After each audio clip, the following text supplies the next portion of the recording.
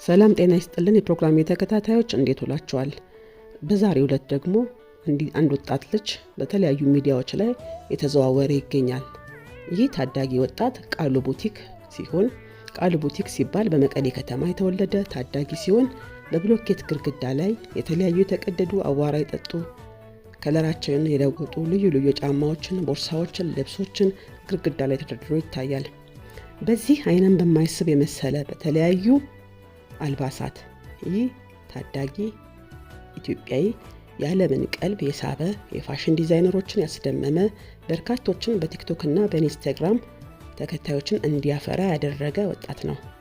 ይህ ታዳጊ በቲክቶክ በአጭር ጊዜ ውስጥ ከ700,000 በላይ በኢንስታግራም ደግሞ ከ500,000 በላይ ተከታዮች ያሉት ታላላቅ ሴሌብሪቲዎች አይናቸውንና ጆሮአቸውን የጣሉበት የሀገራችንን ገጽታ በጉልህ በዓለም መድረክ እንዲታወቅ ያደረገ ታዳጊ ነው። በዛሬው ዕለትም በፋና ብሮድካስቲንግ ፌስቡክ ፔጁ ላይ ይህንን ወጣት ጽፎታል።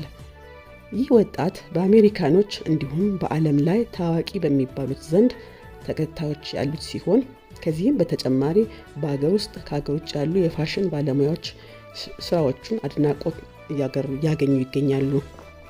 ይህ ታዳጊ ካሌብ ከታላላቅ የፋሽን ኩባንያዎች ጋር አብሮ የመስራት ሀገሩን የማስጠራት ሰፊ እድልን እያገኘ ይገኛል።